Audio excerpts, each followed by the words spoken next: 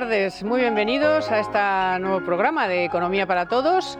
Hoy es sábado ya 26 de abril, último sábado del mes, y nos hemos encontrado esta semana con que ¡puf!, ha aparecido un plan de defensa de 10.471 millones, seguimos sin saber muy bien de dónde, pero es igual, lo cojo de aquí, de allá, rescindo un contrato, me da igual pagar una multa, ahora me invento otros 1.000 no sé cuántos euros en que hagan viviendas modulares, 15.000 al año, pues ¿para qué? Si con 15.000 no hacemos nada, deja en paz al sector público para hacer las viviendas, no, o sea, todo sobra el dinero, o sea, había ahorros.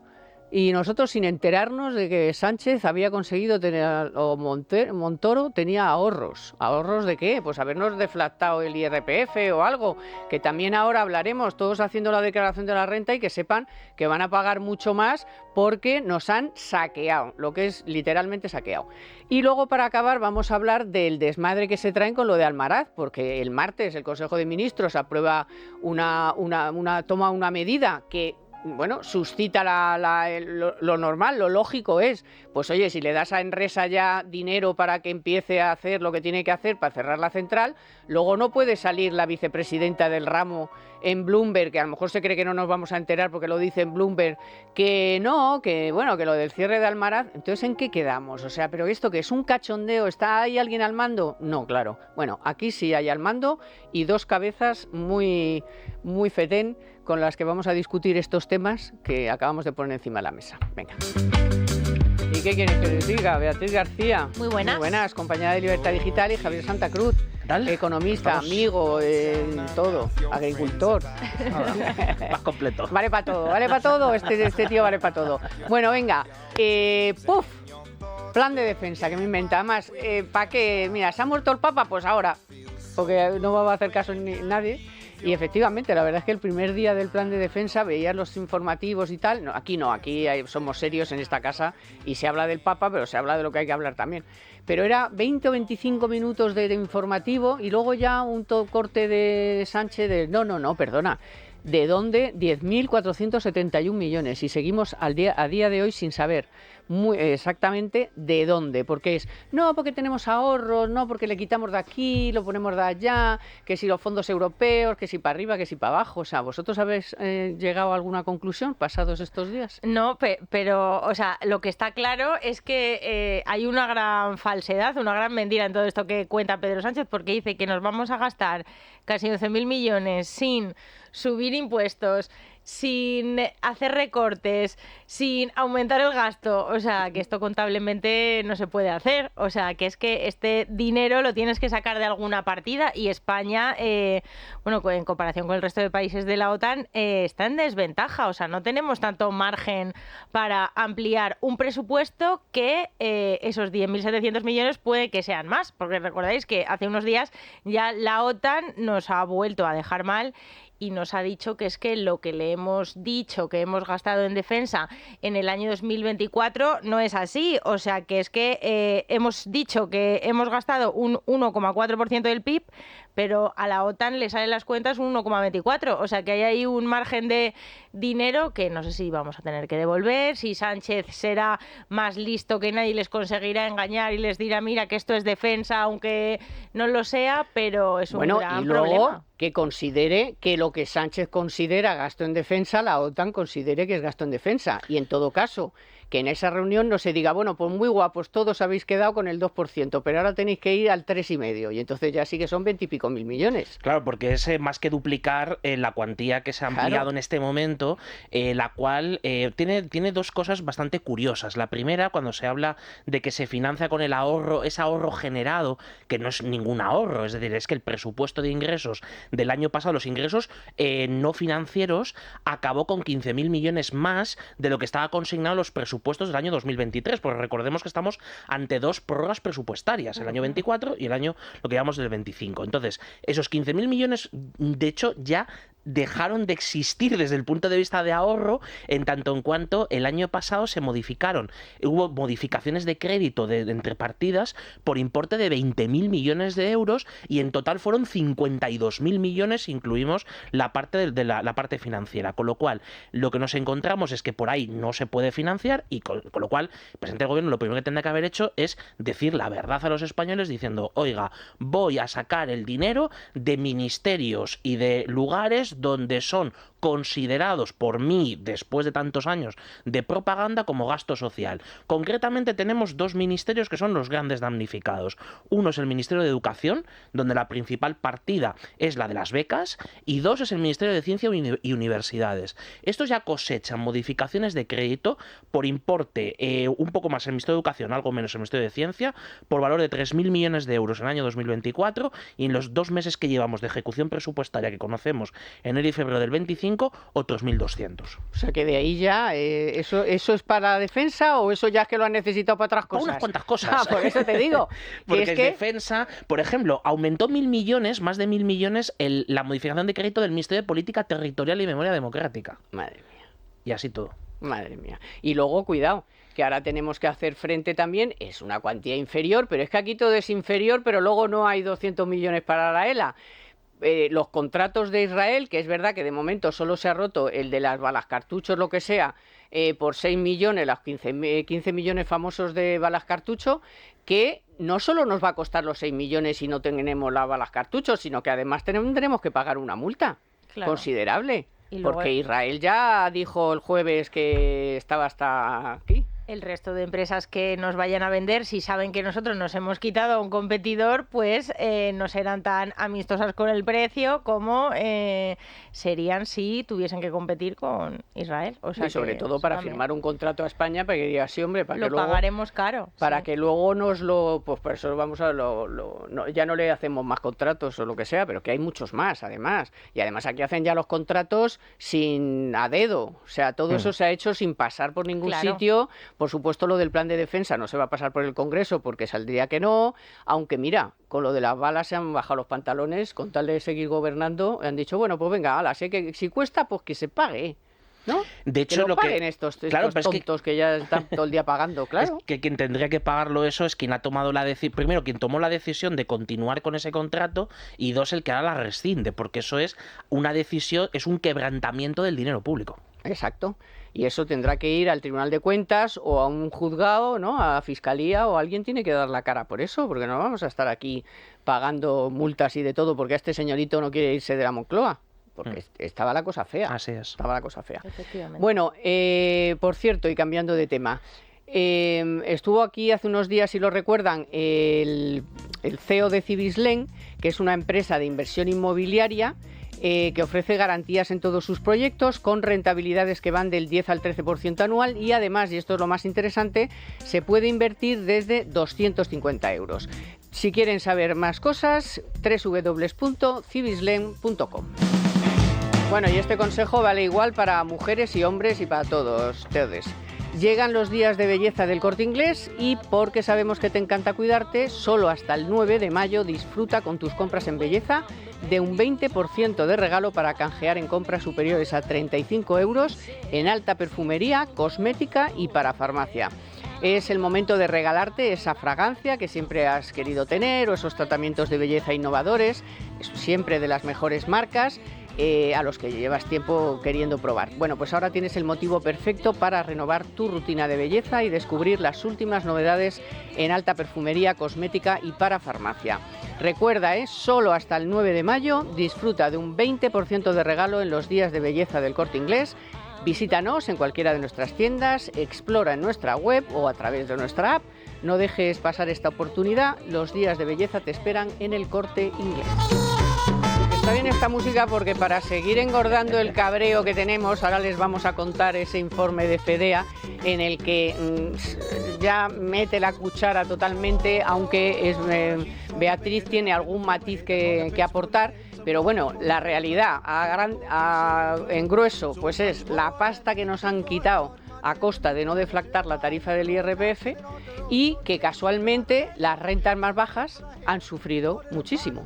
Efectivamente, sí, este informe además todo muy progre. Ha escocido mucho Hacienda, por eso ellos estaban muy enfadados con Fedea, porque claro, es un informe que pone varios ejemplos, uno de una renta de 20.000 euros al año brutos, otra de 30.000, lo mezclan como si fuera un hogar y en Fedea, bueno, pues evidencian las consecuencias de no deflactar la tarifa del IRPF, que este es el negocio redondo, el gran negocio de este la ministra gobierno. María Jesús Montero desde que es ministra de Hacienda, porque bueno, otros años donde la inflación no era muy elevada, siempre podríamos decir que lo equitativo, lo justo es actualizar la tarifa del IRPF todos los años, pase lo que pase.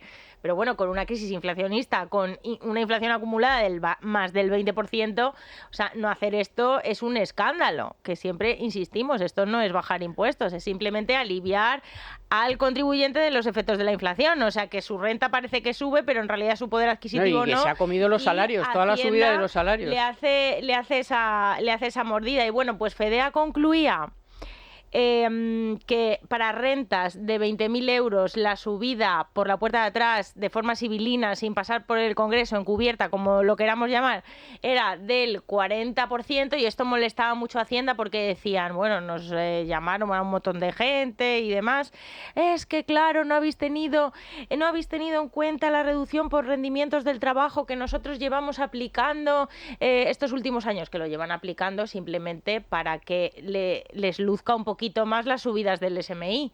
Claro, porque es que si no, subes el SMI y Hacienda se te queda con el 40% de la subida. Entonces, ya porque no les ha quedado más remedio, sí que han hecho estas actualizaciones. Y bueno, Fedea ahí sí que no lo tuvo en cuenta para esas rentas de 20.000 euros, que son los que menos pagan IRPF de todo el país, pero en rentas de 30.000 euros al año, que estamos hablando de la pura renta media. Aquí sí que Hacienda no tiene nada que decir y estamos hablando de que están pagando más de un 20%, casi un 30% más de IRPF de lo que les correspondería si el gobierno hubiese actualizado la tarifa. Igual que actualizan y se dan golpes de pechos en actualizar las pensiones al IPC, que es completamente discutible. ¿Qué están haciendo con la economía productiva? ¿Cómo están llevando a cabo esta mordida? Y cómo la gente no se está enterando, y es lo que hay que decir. Y que les afecta luego también a los jubilados, ¿eh? O sea, luego resulta que cuando hagan la declaración de la renta le va a pasar, a muchos le va a pasar lo mismo que a todos. Aquí, en cuanto a lo mejor un año te suben 10 o 20 euros al mes la pensión, o las rentas bajas, por ejemplo el caso del SMI, automáticamente estás saltando de tramo, pero el problema es que hay una especie de microtramos entre medias, es decir, entre el primer y el segundo escalón. Lo que se creó hace ya unos años, cuando aquel famoso complemento salarial que se inventó Ciudadanos cuando gobernaba, cuando apoyaba el gobierno del PP, aquello supuso una subida de impuestos para los que desbordaban el borde. Entonces, la cuestión es que en el impuesto de la renta, una cosa importantísima es tratar los bordes, porque en los bordes de los tramos, y sobre todo de estos subtramos, llamémoslo así, te encuentras a una parte muy importante de contribuyentes que, por ejemplo, tienen que hacer declaración de la renta por algo tan absurdo como tener dos pagadores, que a lo mejor no llegan a tener unos ingresos demasiado elevados en términos brutos, pero tienen que hacer la declaración por tener dos pagadores, o porque ese año, por ejemplo, bueno, ya no digamos el que cobra el desempleo, que desde el año pasado tiene que hacer declaración, los del ingreso mínimo vital, etcétera, etcétera. Entonces, ¿qué sucede? Que aquí hay habría que haber limpiado la tarifa, y la tarifa se limpia primero no solo el número de tramos, sino también dentro de los tramos todo ese tipo de reducciones, gastos deducibles. Entonces, todas esas cosas lo que provocan es, para algunos les beneficia, pero para otros les puede perjudicar. Entonces, ese análisis coste-beneficio no se ha hecho en estos últimos años, y menos aún conforme la inflación ha impactado de manera negativa en las rentas, y por tanto los bordes de renta ya no tienen nada que ver. Es decir, lo que es ahora los famosos 12.450 euros del primer borde, es que ya tendremos que estar probablemente por encima de 15.000 euros para poder ajustar a lo que ha sido el incremento de los precios en los últimos años desde que se hizo la última revisión. Entonces, es que no se ha abordado una reforma en serio del impuesto de la renta, que lo dice también Fedea. Sí. Dice Fede, hay que hacer una reforma en serio del IRPF, ver qué pasa con los mínimos exentos, en fin, con un montón de cosas que están artificialmente dañando a todo el mundo, porque al final todos, o sea, a los jubilados, aunque le suban el IPC, es que da igual, si es que se lo comen por el otro lado, o sea... Es que a Hacienda no le interesa, o sea, no hay más que ver la chapuza que ha hecho con esa deducción, en lugar de subir el mínimo exento del IRPF para adaptarse al SMI, ha aplicado una chapuza, pero claro, se ha ganado mucho dinerito, porque si subía el mínimo exento otra vez, Hacienda dejaba de recaudar 2.000 millones de euros, y ahora con una fórmula que es que da unos resultados, bueno, pues completamente incoherentes y que se cargan la ciencia de los Muy impuestos. extraños. Incluso hay analistas que en algunos casos ya calculan que te salga lo que nunca ha podido pasar bajo ningún concepto, pero que te suban un poco el sueldo y cobres menos, o sea, esto lo que nunca podía pasar bajo ningún concepto. Hay algunos expertos que están haciendo cuentas y que en determinados casos hasta podría salir, y entonces es como una cosa completamente demencial. Pero María Jesús Montero va a dejar de ingresar en vez de esos 2.000, 200 euros, o sea 200 millones, es decir, 10 veces más de lo que podía haber perdido. Entonces el negocio, pues como digo, es redondo. Ya. Bueno, hoy he dicho, vamos a ver, hablar de Trump, de que qué decisión ha tomado Trump, como toma una o dos o varias, tiene revuelto el mundo porque tiene revuelto el comercio mundial, ha destrozado la globalización y el comercio mundial entre los países. Un día dice que le va a meter un no sé qué, otro que está dispuesto a negociar, no sé qué, así que son momentos muy revueltos, y en momentos revueltos lo mejor que se puede hacer es acudir a la gente que sabe. La gente, el banco más solvente en este caso de España, que es Bancamark. ¿Y por qué? Pues porque así nos aconseja sobre qué podemos hacer con nuestros ahorros, porque de solvencia es precisamente de lo que más queremos hablar, para saber hasta qué punto juega un papel importante en estos momentos de incertidumbre económica. Entonces, tenemos ya, creo, a David Espeja, que es responsable de comunicación de Bancamark. Muy buenas tardes, don David. Buenas tardes, Carmen. ¿Qué tal? Bueno, pues seguimos revolucionados, pero ahora ya a nivel mundial y planetario. Así que supongo que, bueno, teniendo en cuenta que sigue siendo Bancamark el banco más solvente de España, y que esta incertidumbre habrá llevado a muchísimos ahorradores e inversores a acudir a ustedes, porque gracias a esa solvencia que provocan, pues, en fin, dan más seguridad a acudir a ustedes para ver qué pueden hacer en estos momentos en los que es una locura, o sea, cada día es un brinco. Pues efectivamente es así, Carmen. En momentos de incertidumbre creemos sobre todo que hay dos factores que cobran especial relevancia. Por un lado está la solvencia, como has comentado, pero no menos importante es el asesoramiento de un experto. En momentos de alta volatilidad como el que estamos viviendo y que bien has descrito, el asesoramiento especializado permite tanto a los ahorradores como a los inversores que estén tranquilos y que sepan que su dinero está en buenas manos, que les vamos a acompañar en todo momento asesorándoles con lo que tienen que hacer. Lo positivo de todo esto, bueno, pues que Bancamark, en Bancamark se dan ambos factores. Por un lado somos el banco más solvente de España, como has comentado, pero por otro lado también contamos con un excelente equipo de asesores especializados que son expertos en proteger el patrimonio y construir carteras acordes al perfil de riesgo de cada inversor. ¿Y esto cómo lo hacemos? Pues mediante una inversión diversificada que busque un rendimiento de los ahorros con un horizonte de medio y largo plazo, sobre todo ajeno, y esto es muy importante, a las presiones que los mercados imponen en el corto plazo. Ya.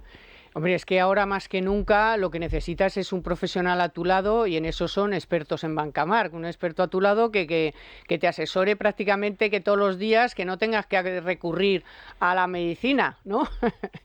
Ahí a un tranquimacín o algo, sino a un buen asesor que te diga en cada momento qué está pasando y que te busque en fin, lo mejor que puedes hacer con tu dinero, y también lo más rentable, ¿por qué no? Pues así es, Carmen, lo has definido perfectamente. Los momentos de elevada volatilidad y de incertidumbre lo que generan pues suele ser miedo, ¿no? Y aquí lo mejor es la cercanía y el asesoramiento de un experto. De hecho, es cuando cobra más valor esa cercanía y ese asesoramiento. De hecho, quiero poner un ejemplo, y es que puede marcar la diferencia tener un buen profesional a tu lado.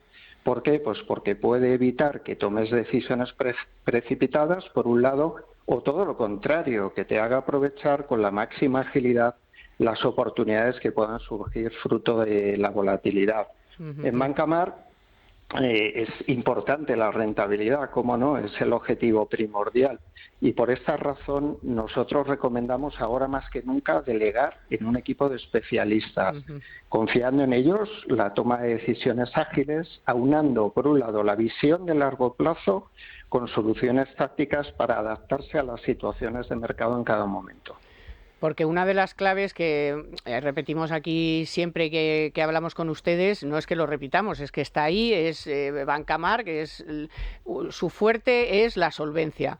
Entonces, supongo que relacionado obviamente con su modelo de negocio, con su forma de hacer las cosas, ¿no? Por eso reciben año a año ese título que, como dice Dieter, lo tendrán ahí bien puesto en la vitrina. Pues sí, la verdad es que está totalmente relacionado. A ver, para Bancamar la solvencia es muy importante, de hecho está en nuestro ADN y es uno de nuestros pilares del modelo de negocio. Pero como he comentado antes, no menos relevante es el asesoramiento cercano y especializado, que sobre todo en momentos de incertidumbre como el actual, pues es cuando cobra más valor. De hecho, esta forma de trabajar nos ha permitido ser el banco en el que más confían sus clientes, según el último informe de satisfacción de clientes en el sector financiero que elabora la consultora independiente Estiga. Y en definitiva, bueno, en un mundo financiero que cada vez es más complejo, pues la especialización y la solvencia de una entidad son la base de la confianza sobre la que tiene que asentarse la relación entre el banco y un cliente. Y por eso puedo concluir que en estos momentos Bancamar es la opción más segura para quienes buscan proteger y también hacer crecer su patrimonio. Pues ya lo saben nuestros oyentes. Asúmanlo y además cuéntenlo, cuéntenlo, que es lo que hemos intentado hacer nosotros hoy con David Espeja, que es el director de comunicación, responsable de comunicación de Bancamar, al que le agradecemos estar con nosotros, y seguiremos estas semanas de incertidumbre recurriendo a ustedes porque hace muchísima falta tener personas que nos tranquilicen, y que si además nos hacen ganar dinero, pues ya ni te cuento. Muy bien, Carmen. Muchas gracias, don David. Adiós, buena tarde. Libertad Digital les presenta el curso para aprender a invertir y gestionar su patrimonio. Es un curso online que permite conocer a las mejores empresas donde invertir, los mejores fondos de inversión del mercado o cómo tener éxito en las inversiones inmobiliarias. No deje que la inflación haga perder valor a su dinero y súmese a las mejores megatendencias para invertir con nuestro curso de estrategias de inversión y gestión patrimonial. Solicite información sin compromiso en libremercado.com o en el 915239722, 915239722. Bueno, y otro plan, ahora se llama, bueno, en este caso no es que ahora se llame PERTE, que nos llevan hablando de los PERTE, yo que sé, el PERTE del automóvil, el PERTE de no sé qué. Fíjate cómo está la economía. Sí, pues ahora se ha reinventado el PERTE de la vivienda, que ahora resulta que la modalidad es que hagan las casas modulares, o sea, ya da igual público, privado, VPO, no, que si más, pero ¿quieren ustedes proporcionar suelo, permisos rápidos, construcción como quiera, el que va a construir mejor, sí es verdad, mejor modular, que es rápido, pero lo digo yo que tengo una casa modular, lo que se tarda en construirla, pero aquí el problema es los permisos, el suelo, además de luego encontrar una buena constructora que te haga las modulares y tal. Pero ¿qué hace el gobierno poniendo a Milky, que no pone nada luego? Si es que luego no pone nada, dice que va a poner 1.300 millones de líneas de ICO. Pero habla de movilizar. El ICO vale para todo. El ICO sí, porque cuando dicen movilizar, es ya que, échate a temblar. Son créditos. Son créditos. Es fomentar el endeudamiento. Pida usted un crédito. Exacto. Y ya. Pero todo es igual. Todo esto, lo de la Dana, ICO, el otro, el ICO vale para todo. Yo que he estado allí, madre mía, que debe ser el ICO ahora. Y luego 15.000 viviendas al año, pero no me tome el pelo, si con 15.000 viviendas al año en España no hacemos nada. Es que no llega el otro día decía 0,08 Rayo que en Madrid y se necesitarían 80.000 o 100.000, o sea, al año. ¿De qué me está hablando de 15.000 en toda España? O sea, no se meta en rollos y haga una buena ley que permita, por cierto, que mucha gente ponga su piso a disposición de oferta porque tiene miedo y no la pone. Suelo, permisos, no sé qué, todo eso es lo que tiene que hacer el gobierno, no ponerse a decir que va a dar créditos el ICO para hacer casas. Sí, la verdad que, bueno, luego desde el gobierno se lavan las manos y dicen que no tienen competencia y que son las comunidades autónomas las responsables de las subidas de precios. Y luego anuncias planes de vivienda, que es que, bueno, ¿cuántos planes de vivienda lleva ya anunciados? ¿Cuántas miles de casas se ha sacado Sánchez de la manga en un mismo año? Recordaréis que anunció 43.000, luego las mismas 43.000. Más las 20.000 famosas de la Sareb. No, que llegó, que ahora la cartera de la Sareb... 180 y pico mil, a decir. Sí, efectivamente. 180 y pico mil, dijo un día. Pero la cartera de la Sareb, ya sabemos en las últimas semanas cómo ha evolucionado eso. Es decir, que están puestas probablemente a la venta, bueno, una parte sustancial de ellas a la venta. Sí. O sea, que estamos al final esto es estar continuamente anunciando cosas de las cuales no se ejecutan ni el 1% de lo que se hace, pero mientras tanto se ha ocupado los titulares. Sí. Estamos dedicándole minutos en la radio para hablar de esta historia. Entonces, el problema de no solo ya de la vivienda, de cómo se soluciona, hemos contado 50.000 veces, ¿no? Cuál es la solución del problema de vivienda, que es una cuestión de oferta. Pero mientras tanto, lo que han conseguido es coger y es deprimir aún más la inversión. Es decir, por ejemplo, es dramático en los extremos a los que se ha llegado, y sobre todo algunas cuestiones ridículas, como es la aplicación de la ley de vivienda en según qué territorios. Está el caso de Cataluña, donde es trágico, o sea, donde es una cosa absolutamente trágica, pero es que lo de, por ejemplo, el País Vasco, el gobierno autonómico declaró 2 zonas tensionadas, una en Irún y otra en Baracaldo. Bien, en Irún hay 3 pisos, 3 en alquiler, en este momento en el mercado, y en Baracaldo 17. Oiga, no me tome el pelo. O sea, lo que estamos viendo es un absoluto, un desorden total del sector, donde vas a contribuir a que sigan subiendo los precios tanto de la compraventa como del alquiler, y eso es un proceso que tardas por lo menos mínimo 5 años, primero para revertir una parte de todo el desaguisado, y luego después de eso para intentar estabilizar el sector. Y luego otra cosa, o sea, cuando hablan de sacar el dinero de aquí, de allá, de allá, de no sé dónde, casi siempre del ICO, de algún lado, de avales, que no es del ICO, que son avales, y luego el banco tiene que dar... no se traducen en la economía real, que no llegan esos miles de millones. Pero si todavía hay gente que no ha podido pagar los del ICO de los del COVID, o sea, que imagínate ahora como para endeudarse otra vez.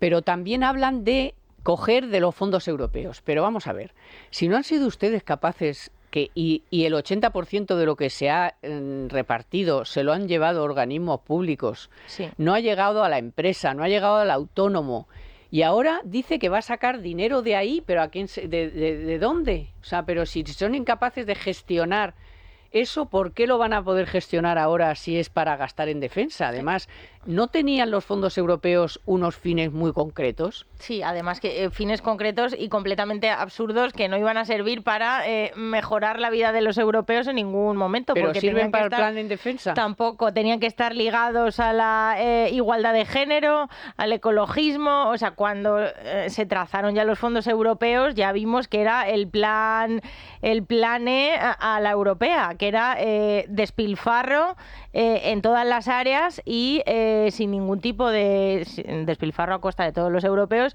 y sin ningún tipo de utilidad, y vemos que han pasado 5 años y que los fondos europeos no han generado ningún beneficio a nadie. Encima el gobierno no se ha sabido ni gastar el dinero ni las administraciones, y en el caso de la vivienda sí que es verdad que los fondos europeos iban a destinar, no sé si lo recordaréis, pero bueno, a eficiencia energética, a cambiar las ventanas. O sea, vas a sacar al país de la mayor crisis de la última década cambiando las ventanas de los pisos. O sea, es una cosa, no sé, es que es una falta de respeto absoluto. Y en el caso de la vivienda, el gobierno sí que, como tú bien dices, tiene muchas cosas que puede hacer, y la primera es la seguridad jurídica, garantizar seguridad jurídica a los propietarios, garantizar seguridad jurídica a los promotores, que en muchos casos se ofrece suelo del poco que se ofrece y ni siquiera acuden los promotores por la cantidad de trabas que tienen que seguir para construir, porque les obligan a que el 30% de la construcción sea vivienda social, que es imposible sacarle rentabilidad a esas construcciones. No se meten las constructoras porque no tienen un entorno seguro y ni una garantía de recuperar la inversión, porque tú para construir te tienes que endeudar, porque tú tienes que estar en pérdidas si tú tienes obligación de alquilar a pisos, o sea, a precios que no son de mercado. Y habría muchísimas cosas que se pueden hacer. Ahora Sánchez, que se ha empeñado con esto de voy a hacer rápido viviendas, todo el mundo está pensando ya en que va a construir contenedores. Está viendo muchos comentarios en redes sociales porque dice, bueno, vivienda rápida, ¿qué es? Ahora que con estos 1.300 millones que los vas a destinar a viviendas contenedor. Entonces está habiendo mucha especulación en ese sentido. Pero sí que hay otros puntos que se podrían hacer y que los arquitectos y constructores se quejan mucho, que son los cambios de uso en las grandes ciudades, que es donde quiere vivir la gente. La España vaciada, paseas por Castilla, paseaba en Semana Santa, y es que dices, aquí hay casas, se venden todas. Si es que es una cuestión de que la gente quiere vivir en el centro de las ciudades, y en el centro de las ciudades, por ejemplo, hay pisos muy grandes con cada vez menos personas viviendo en ellas porque los hogares son más pequeños. Esto es una cuestión demográfica o social o como lo queramos llamar. Y que si esas casas no te pusieran trabas para, por ejemplo, convertirlas en 2 y en 3, sería una forma de aumentar la oferta que no le cuesta ni un duro al contribuyente, porque esto lo paga el propietario de la vivienda, pero en lugar de vivir en el barrio de Salamanca, por ejemplo, tienen muchos problemas. Si tú quieres, por ejemplo, dividir una vivienda en 2 o en 3 partes, eso te pone problemas la administración, y a lo mejor de una vivienda sacas 3, o de un local comercial sacas una vivienda, y ya digo, a coste cero para el contribuyente y sin que el gobierno no tenga que hacer nada, o la administración de turno, simplemente dejar el libre mercado funcionar. Tengamos en cuenta que la política de vivienda, si vemos, de hecho yo creo que ahora se cumplen 20 años de aquella famosa historia de los pisos de 30 metros. Sí. Es decir, en realidad han pasado 2 décadas y la política de vivienda sigue siendo un auténtico desastre, incluso con la gran diferencia de que entonces se construía a razón de 800.000 viviendas y ahora estamos en la vivienda nueva en ciento y pocas mil, las que se publican al año, exactamente. Entonces, ¿cuál es el problema que tenemos? No solo es un problema efectivamente de la oferta, es un problema de que también incluso desde el punto de vista de la demanda ya se ha desincentivado en una parte sustancial por ejemplo, la búsqueda de determinadas viviendas y de determinados usos residenciales que pueden ser perfectamente compatibles y decir, mira, voy a coger y en vez de buscar lo que yo quisiera o lo que cubriría mis necesidades, lo que voy a por lo mínimo e imprescindible. Entonces, ahí es donde puede surgir un problema que es el de la infravivienda en según qué lugares, porque por esa tendencia que tenemos a que hay que vivir en los centros de las ciudades y que hay que hacer la ciudad de los 15 minutos, aquello que también decían los podemitas hace unos pocos años. Entonces, el problema es que ahora, por ejemplo, vemos en los ayuntamientos y vemos también en las comunidades autónomas los que tienen competencias en materia de vivienda. Tampoco estamos viendo que haya gente que se enfrente a esto dentro de su ámbito competencial de forma audaz, de forma valiente, decir, oiga, ¿qué hacemos con, por ejemplo, una cosa que es absolutamente sangrante, que es el impuesto de la plusvalía municipal. Es decir, en los cambios, por ejemplo, a la hora de hacer compraventas, a la hora de hacer herencias, a la hora de hacer incluso los cambios de uso con el impuesto de transmisiones patrimoniales. O sea, el caso de Cataluña es paradigmático, donde en algunos casos se ha subido, no solo ya por encima de los 2 dígitos, es que hasta el 20% de un ITP, que es una cosa absolutamente demencial. Con lo cual, esto tardaremos muchos años en estabilizar el sector inmobiliario. Bueno, pues sí, se necesitan... ¿Cuántas dijo el Banco de España? ¿600.000 o 700.000 viviendas? A razón, exactamente. Sí, porque sí. los hogares crecen a ese ritmo. O sea, claro. Y luego la gente se quiere independizar. Vendrá después, porque tengo aquí una tabla del INE que es impresionante. O sea, si ahora en el año 2024 había 19 millones de hogares, para 2039 se planean que haya 23 millones de hogares. Estamos hablando de casi 4 millones de hogares más. A esa gente la tienes que meter en algún sitio. Y de una persona. Y de una persona va a subir de los que hay a cierre de año 5,4, había hogares donde vive solo una persona, vamos a pasar a 7,7.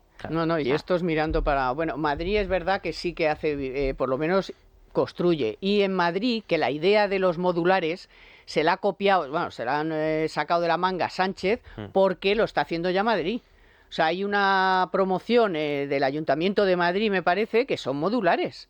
No me acuerdo ahora si es del ayuntamiento o de la comunidad, no quiero, pero vamos, que es una entera promoción de casas modulares, que es que vienen, hacen pam, que tienes que hacer los permisos rápido, luego tardan un poco más por dentro, pero que en 8 o 9 meses tienes la casa, así de claro. Bueno, por si no os ha quedado claro, os lo voy a volver a contar. Llegan los días de belleza del Corte Inglés y porque sabemos que te encanta cuidarte, solo hasta el 9 de mayo, por esto insisto, disfruta con tus compras en belleza de un 20% de regalo para canjear en compras superiores a 35 euros en alta perfumería, cosmética y para farmacia. Es el momento de regalarte esa fragancia que siempre has querido tener o esos tratamientos de belleza innovadores, siempre de las mejores marcas que llevas tiempo queriendo probar. Bueno, pues ahora tienes el motivo perfecto para renovar tu rutina de belleza y descubrir las últimas novedades en alta perfumería, cosmética y para farmacia. Recuerda, solo hasta el 9 de mayo disfruta de un 20% de regalo en los días de belleza del Corte Inglés. Visítanos en cualquiera de nuestras tiendas, explora en nuestra web o a través de nuestra app. No dejes pasar esta oportunidad, los días de belleza te esperan solo en el Corte Inglés. Bueno, y ahora cambiando de asunto, una pregunta. Si tuvieran una empresa comercializando sus productos o servicios aquí en España y quisieran crecer, ¿qué harían? Pues de verdad, y lo más lógico sería pensar en la internacionalización, que se ha convertido además en una estrategia clave para que las empresas crezcan, diversifiquen y aumenten su competitividad. Sin embargo, claro, abrirse paso a la internacionalización pues no es fácil, presenta importantes desafíos, pero no se preocupen si afrontan este reto porque Banco Santander cuenta con su división Santander Mutual National, que amplía, coordina los servicios que ofrecen sus mercados clave, con el objetivo de ayudar a las empresas a expandirse más allá de sus fronteras, pero de forma ágil y eficaz.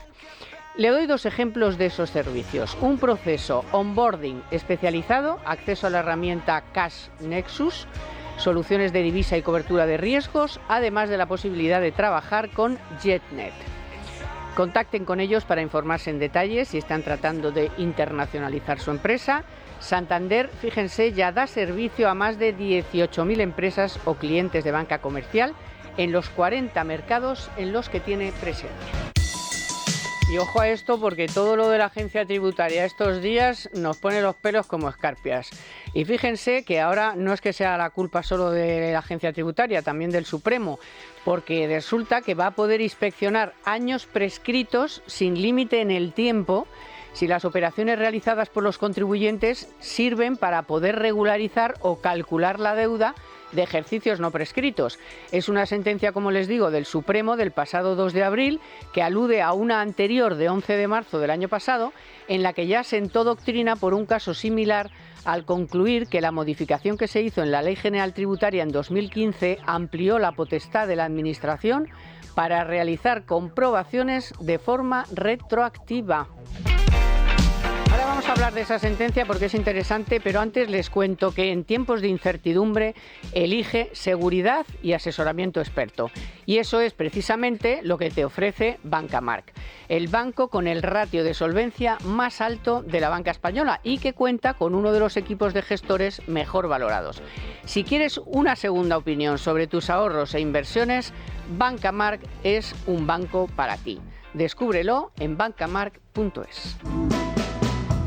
Estábamos aquí, Javier ponía ahí como siempre el dedo en la llaga. Oye, pero ¿y te levantan un acta y te ponen multa? Pero vamos a ver, se supone que es para poder calcular, pero si tú lo haces para calcular lo que debes ahora, eso te lo meten. Sí, no, o sea, a ver, estaba claro antes una cosa que yo creo que es un principio más que sagrado, porque de hecho el voto particular era del ponente de la sentencia que ha dado el Supremo. Entonces decía claramente que es un derecho del contribuyente que cuando se pasa el periodo de prescripción se acabó la historia. Es decir, no solo que te puedan sancionar por periodos prescritos, sino también incluso la información de esos periodos prescritos. Entonces, lo que la sentencia ha abierto es la posibilidad de que te utilicen esa información de periodos prescritos para que te levanten actas o que tengas algún tipo de comprobación o lo que sea de ejercicios no prescritos, desde los 4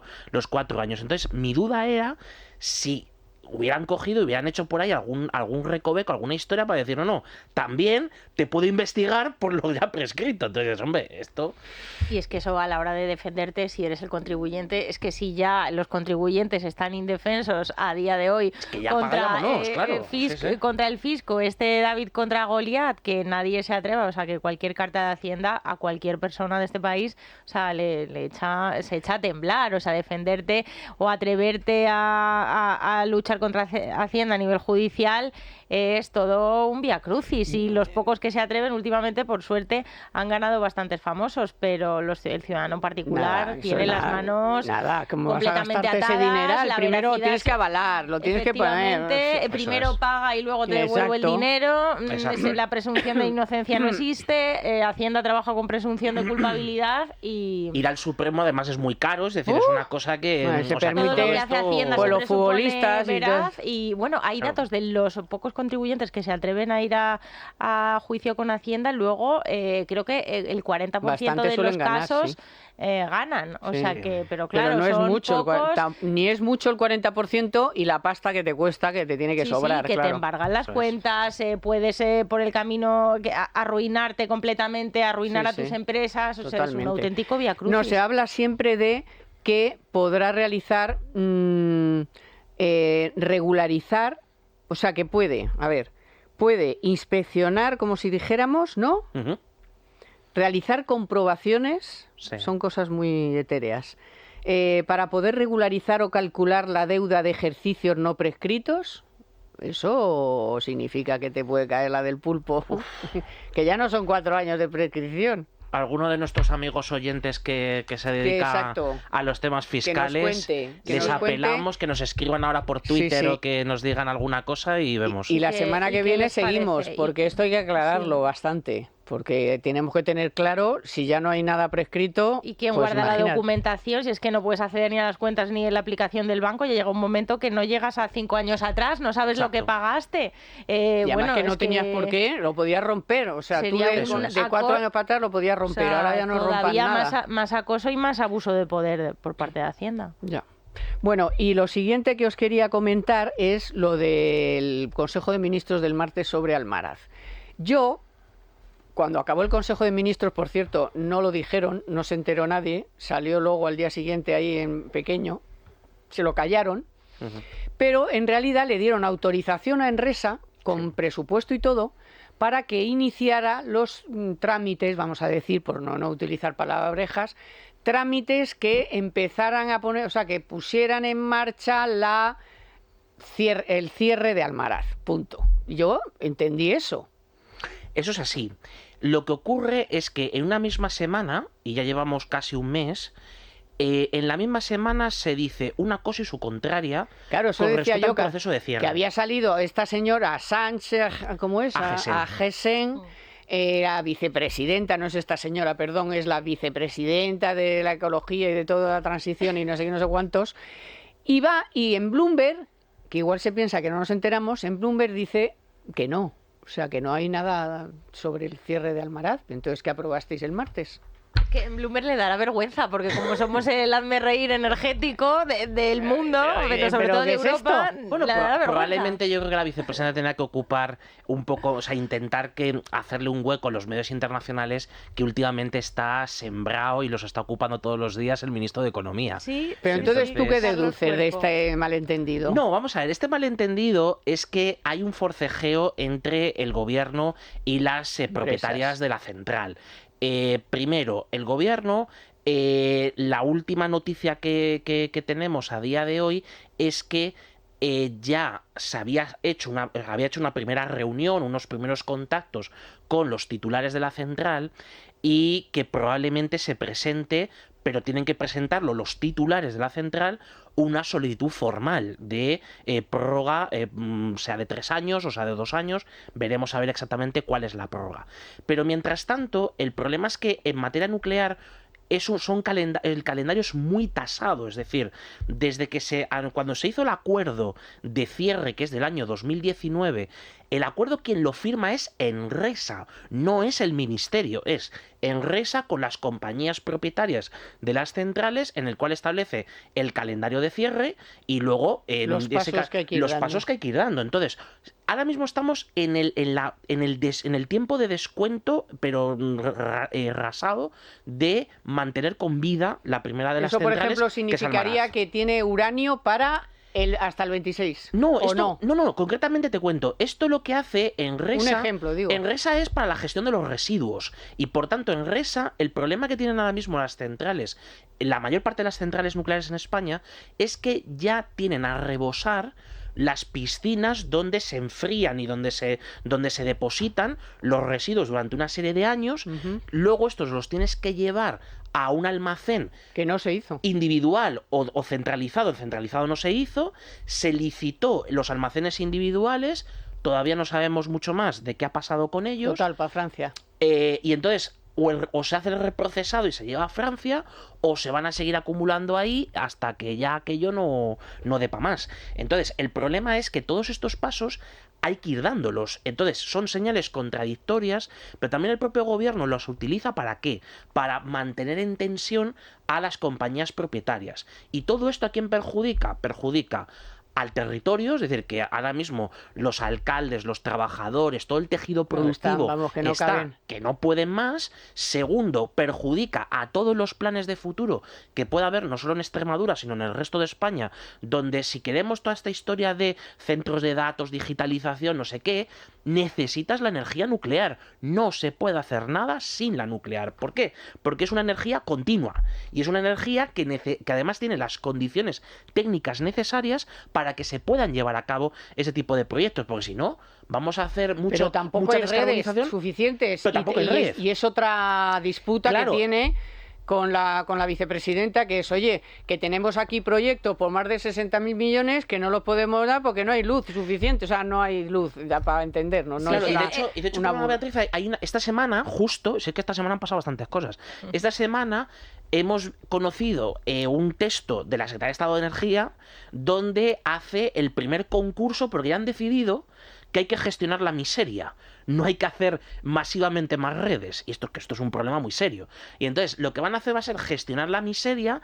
Han identificado varios nudos de la red de transporte para decir, venga, vamos a coger con esos nudos, vamos a liberar un poco, pero ese un poco no llega a 3.000 megavatios. Es decir, no hay, ni de broma, lo suficiente para poder conectar no hay a centros toda la de industria. datos, centros de logística, todo tipo de infraestructuras pendientes de... y que son miles de millones de inversiones. Una cosa, tú que vas mucho de impuestos, aquí el problema es que no le quieren que sean las empresas las que lo hagan, pero las empresas van a poner de condición que, hombre, no sigas zascándonos el 70% de impuestos. Claro. Y ahí es donde está la... Y ahí tienes un problema con tus socios y otra ahí es vez, donde está la disputa. De nuevo, porque son lío. las malvadas energéticas. Entonces, sí, y lo que comentáis, yo lo que veo con este plan de cierre nuclear es un problema de abastecimiento y de suministro futuro. O sea, teniendo en cuenta que 2024 hemos cerrado con casi el 20% de la energía consumida en España vía nuclear, si ahora nos pegamos este tiro en el pie y decidimos que aquí no, hay que sacar la energía por otro lado. Ya sabemos que las renovables el 100% no nos lo pueden ofrecer, que las renovables no están todo el tiempo funcionando y por otro lado tenemos el gas que ahora nos hemos encomendado este año seguimos encomendándonos a dos socios de mucha confianza, y lo digo con ironía, como es ahora mismo Estados Unidos, con Donald Trump a la cabeza. Enero y febrero Estados Unidos ha sido nuestro principal suministrador de gas. Carísimo. Carísimo, porque el gas licuado es mucho más caro que el gas que viene por gasoducto, que ya Sánchez decidió que con Argelia, porque ¿por qué nos vamos a llevar bien con Argelia? Nuestro principal vendedor de gas, hemos decidido que no nos llevamos bien con él. Tenemos a Estados Unidos por un lado, socio fiable, ya sabemos que Donald Trump nos puede sorprender con cualquier majadería, y por otro lado Rusia, que estamos premiando los bombardeos de Putin, pues desde febrero, que empezó la invasión a Ucrania, le comprábamos, no llegaba al 6% del total del gas. Ahora le compramos más del doble. Marzo, más de un 13%. 2024 hemos cerrado con Rusia como nuestro segundo suministrador. Ahora, en lo que llevamos de año, el tercero. Y mientras tanto, Sánchez dice que no, que es que la culpa la tienen las empresas, que él ahí no tiene nada que ver y que son contratos privados y que se lava completamente las manos. Bueno, pues en el cierre nuclear sí que tienes que ver. O sea, que aquí sí que estás tú estableciendo un calendario de cierres que el resto de países europeos han dado ya marcha atrás. Y yo me mosqueé el otro día mucho en Televisión Española, que no es fácil, no es difícil mosquearse, porque les dio el domingo de Semana Santa a tope, y el lunes también en los telediarios, que hay que ver todo. Venga a darle que los días de Semana Santa toda la luz consumida en España había sido renovable. Y claro, no decían que el consumo era menor, que la demanda era menor, otra serie de cosas. Todo para ir justificando, ¿sabes? Pero ¿qué necesidad tienes ahora de justificar que las nucleares no, que estáis antiguos ya, hombre? Y cuando no haya viento apagamos las luces, metemos en la cueva, apagamos la luz y ya nos quedamos esperando, mirando al cielo. Es que ya nos han ddado un calendario, ya nos han dado un calendario de, según se van cayendo las centrales nucleares, cuántos apagones va a haber, qué año y de cuánto tiempo los apagones en este país. Y con esto están jugando con fuego, y yo, bueno, claro, no me acuerdo ahora cuál es el calendario de las catalanas, pero me extraña, si sigue Sánchez o quien sea, ya te digo yo que esas no se cierran. Es 2030, ¿eh? O sea, Ascos 2030. Es que estamos 29 con Almaraz, 27 con Almaraz.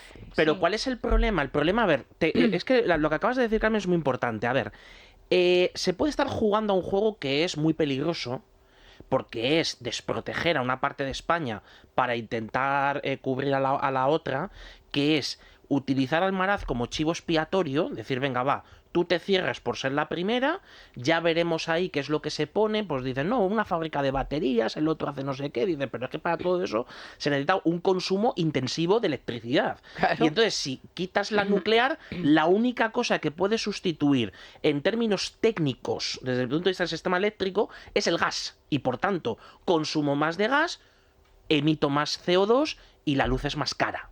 Ya está. Tan sencillo como eso.